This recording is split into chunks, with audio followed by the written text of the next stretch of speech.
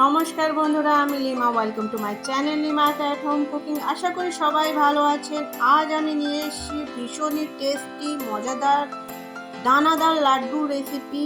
এই লাড্ডুটা তৈরি করা হবে সুজি দিয়ে। আর এই লাড্ডুর রেসিপিটা একবার বানালে গোপাল ঠাকুরের থেকে শুরু করে আপনার ছোট থেকে বড় সবার ফেভারিট হয়ে যাবে এই লাড্ডুর রেসিপি। তাহলে চলুন রেসিপিটা শুরু করা যাক। তো এখানে আমি নিয়েছি 1 কাপ সুজি আর হাফ কাপের একটু বেশি চিনিটাকে প্রথমে আমি গুঁড়ো করে নিচ্ছি। তো এখানে মাপটা দেখেই নিলেন, 1 কাপ সুজির সাথে হাফ কাপের একটু বেশি চিনি নিয়েছি।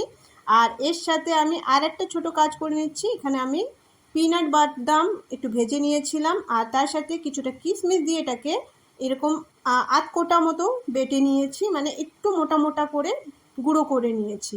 ব্যাস, এটাকে রাখবো সাইডে। এখন সুজিটাকে নিয়ে যাচ্ছি মেন প্রসেসের জন্য। তো এখানে আমি কড়াইটা বসিয়ে দিয়েছি লাড্ডু তৈরি করার জন্য। এখানে আমি 3 চামচ ভরে ভরে ঘি নিয়ে নিচ্ছি। ঘি যেহেতু এখানে আমি জমাট ঘি নিয়েছি, এই জন্য 3 চামচ অ্যাড করলাম।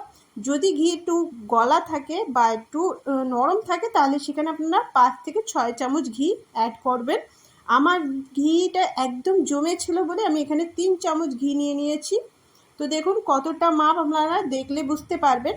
আর এখানে আমি 1 কাপ সুজি অ্যাড করে দিলাম। আর এখন সুজিটাকে মিডিয়াম জাল রেখে বেশ কিছু সময় নিয়ে এটাকে ভালো করে ভাজতে হবে। যত সুন্দরভাবে এটাকে ভাজতে পারবেন, টেস্টটা ততটা ভালো আসবে, টেক্সচারটাও ততটাই সুন্দর আসবে। এই লাড্ডুটা খেলে আপনারা একদম মতিচুরের লাড্ডুর ফিলিংসটা পাবেন, এতটাই টেস্টি হবে। আর তার সাথে সাথে হেলদি তো বটেই, আর ভীষণই টেস্টি আর ভীষণই হেলদি। এই লাড্ডুটা ঝটপটি তৈরি হয়, খুব বেশি সময় কিন্তু লাগে না। তো ব্যাস, কিছু সময়ের জন্য একটু ভাজা করে নিলাম। বড় যে 5 মিনিট মতো লেগেছে, একদম লো থেকে মিডিয়াম জালে আমি ভাজা করে নিয়েছি। তো দেখুন সুজিটা অনেকটা ফুলে ফুলে গেছে ভাজতে ভাজতে। তো এই পর্যায়ে এসে এখানে আমি সামান্য একটু ফুড কালার অ্যাড করছি। এখানে আমি ইয়েলো ফুড কালার নিয়েছি, সামান্য একটু দিয়েছি। আর এটাকে এখন এই ভাজার সাথে একটু মিক্স করে নেব ভালো করে। এটাকে দিয়ে কিন্তু ভাজার দরকার নেই, জাস্ট আমি মিক্স করে নিচ্ছি। জালটাকে একদম লো করে দিয়েছি। আর ভালো করে এটাকে মিক্স করে নেওয়ার পর, যেহেতু সুজিটা আমার ভাজা হয়েই গেছে, এখন আমি এখানে অল্প অল্প করে জল অ্যাড করব, খুবই অল্প অল্প করে। এইভাবে চামচের সাহায্যে আপনারা এইভাবে ছিটিয়ে ছিটিয়ে দিতে পারেন, কিংবা হাত দিয়েও আপনারা এটাকে ছিটিয়ে ছিটিয়ে জলটাকে দিতে পারেন। অল্প অল্প করে জল দেবেন আর এইভাবে নাড়তে থাকতে হবে, যেন এক জায়গায় পড়ে মানে জলটা দিয়ে একটা ডো না তৈরি হয়, এরকম ঝুরো ঝুরো যেন হয়, কিন্তু সুজির প্রত্যেকটা দানা যেন ফুলে ফুলে যায়, সফট হয়ে যায়, এতটা পরিমাণেই জল দিতে হবে। তো আমি এখানে 1 কাপ সুজি নিয়েছিলাম, আর হাফ কাপের একটু বেশি চিনি নিয়েছিলাম। আর এখানে যে সুজিটাকে আমি ফোলানোর জন্য জলটা অ্যাড করছি, সেটা আমি এখানে প্রায় 1.5 কাপ মতো জল নিয়েছিলাম। তো আমি মাপটা এখানে আপনাদেরকে বলে দিলাম, তবে জলটাকে কিন্তু এইভাবেই অল্প অল্প অল্প অল্প করে দিতে হবে আর ভাজতে থাকতে হবে, তাহলে এই ঝুরো ঝুরো ভাব থাকবে। আর পুরোটা টেক্সচারটা এরকম একদম মানে এরকম যে যে দেখতে পাচ্ছেন সুজিগুলো কিন্তু ফুলে গেছে, সফট হয়ে গেছে, আর এরকম ফুলে ফুলে গেছে। যদি মনে হয় শক্ত আছে, আর একটু জল দেবেন, আবার একটু নাড়বেন, আবার একটু জল ছিটিয়ে নেবেন, আবার একটু নাড়বেন। এইভাবে করে করে যখন দেখবেন সুজিটা একদম সফট হয়ে গেছে, হাতে নিয়ে দেখবেন, খেয়ে দেখতে পারেন। তো যখন সফট হয়ে যাবে, তখন আপনারা এখানে এরকম 3টে আমি এলাচ নিয়েছি, আর এটাকে আধকোটা করে নিয়েছি। আপনারা চাইলে পাউডারও অ্যাড করতে পারেন, তবে এই আধকোটা করে দিলে কিন্তু এটা খেতে খুবই ভালো লাগে, মুখে যখন পড়ে খুবই ভালো লাগে, একটা ফ্রেশ ভাব চলে আসে, খেতে খুবই ভালো লাগে। তো এটাকে দিয়ে আমি আবার একটু নাড়িয়ে চাড়িয়ে নিচ্ছি। জালটাকে কিন্তু একদম লো রেখেছি এখন, জালটাকে একদম লো রেখে এরপরেই আমি দিয়ে দিলাম চিনির পাউডার। চিনিটার যে মাপটা ছিল, সেই মাপের পাউডার আমি তৈরি করে নিয়েছিলাম, আগেই দেখিয়েছিলাম। তো সেই মাপটায় আমি চিনিটা এখানে অ্যাড করে দিলাম। এখন ভালো করে মিক্স করে দিচ্ছি। 2-1 মিনিট পর দেখবেন এই সুজিটা একটু সফটলি চলে আসে, এক জায়গায় চলে আসছে, চিনিটা গলে যাচ্ছে। আর অনেক সময় এরকম হয়, সুজিটা সফট হয়ে যাওয়ার পরও চিনি দেওয়ার পর কিন্তু একটু শক্ত ভাব চলে আসে।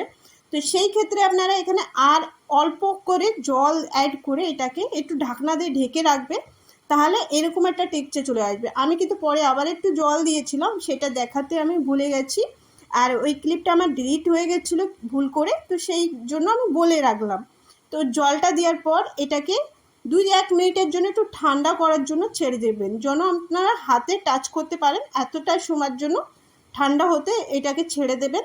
যখন হাতে ভালো করে টাচ করতে পারবেন একদম সুন্দর ঠান্ডা হয়ে যাবে। একদম খুব বেশি ঠান্ডা করার দরকার নেই, হালকা গরম থাকবে, তবে হাতে একদমই গরম লাগবে না। এরকমভাবে আসলে তখন আপনারা লাড্ডু বানানো শুরু করবেন। আর হাত দিয়ে একটু ভেঙে নেবেন, যেগুলো একটু দলা দলা আছে সেটা এমনিতেই ঝুরো ঝুরো আর ছাড়া ছাড়া হয়ে যাবে। আর তারপর এই যে আমি যেভাবে মাপে একটা নিয়ে নিলাম লাড্ডুর দলা, তো এটাকে খুবই আস্তে হালকা হাতে লাড্ডুটাকে শেপ দেবেন, খুবই হালকা হাতে, খুব বেশি চাপবে না। খুব বেশি চাপলে কিন্তু এর টেক্সচারটা খারাপ হয়ে যাবে, আর যে দানা দানা ভাব আছে সেটা কিন্তু ভালো লাগবে না, সেটা থাকবে না, একটা মানে ডোর মতো হয়ে যাবে। তো এটা একদম হালকা হাতে সফটলি লাড্ডুটা তৈরি করে নেবেন। তো আমি একটা আপনাদেরকে প্রথমে করে দেখালাম কত ইজিভাবে হয়ে গেল। তবে এরপরে আমি যেভাবে এই লাড্ডুগুলো মানে তৈরি করতে হয় মেন প্রসেসটা এবার দেখাচ্ছি। লাড্ডুর জন্য এরকম একটু ডোটা নিয়ে নেবেন, আর মাঝে একটু জায়গা করে যে আমরা বাদাম আর কিশমিশের পাউডারটা তৈরি করেছিলাম এটাকে মাঝে দিয়ে এইবার চারিদিক থেকে এই লাড্ডুর ডোটা দিয়ে ভালো করে কভার করে দিয়ে একদম সফট হাতে এইভাবে গোল গোল করে লাড্ডুটাকে তৈরি করে নিতে হবে। ভীষণ ইজি প্রসেস, খুবই টেস্টি হয় খেতে, খুবই ভালো, খুব বেশি খরচা নেই, কিন্তু খুবই হেলদি আর টেস্টি, সবাই পছন্দ হবে। গোপাল ঠাকুরও খুশি হয়ে যাবে। এই জন্মাষ্টমীতে এই লাড্ডুটা অবশ্যই ট্রাই করে দেখবেন, আশা করি সবার খুবই ভালো লাগবে, ছোট থেকে বড় সবার প্রিয় হয়ে যাবে। একবার অবশ্যই ট্রাই করে দেখবেন। তো আমি একই প্রসেসে সবগুলো লাড্ডু কিন্তু তৈরি করে নিয়েছি। ভিতরে সবগুলো লাড্ডুর ভিতরে এইভাবে পুর দিয়ে দেবেন, যখন এটাকে ভাঙা হবে একটা দারুণ টুইস্ট দেখা যাবে, আর খেতে কিন্তু ভালোই লাগে, খুবই ভালো লাগে। তো দেখুন লাড্ডুর টেক্সচারটা দেখলে একদম মতিচুরের মতো লাগছে না, একদমই ওই রকমই ফিলিং আসবে, খেতে গেলেও খুবই ভালো লাগবে। তো একটা আমি এখানে ভেঙেও দেখিয়ে দিলাম, দেখুন কতটা সুন্দর দেখতে লাগছে, খেতে কিন্তু ভীষণই মজার হয়। তো রেসিপিটা ভালো লাগলে অবশ্যই লাইক করে দেবেন, আমার চ্যানেলকে সাপোর্ট করতে, চ্যানেলকে সাবস্ক্রাইব করতে একদম ভুলবেন না। আর এই জন্মাষ্টমীতে এই লাড্ডুটা তো বানতা হ্যায়, জন্মাষ্টমীতে গোপাল ঠাকুর খুশি হয়ে যাবে। তো সবাই মিলে এই লাড্ডুটা অবশ্যই ট্রাই করে দেখবেন, সবাই খুশি হয়ে যাবে। আজকে এই পর্যন্ত, সবাই ভালো থাকবেন, ধন্যবাদ।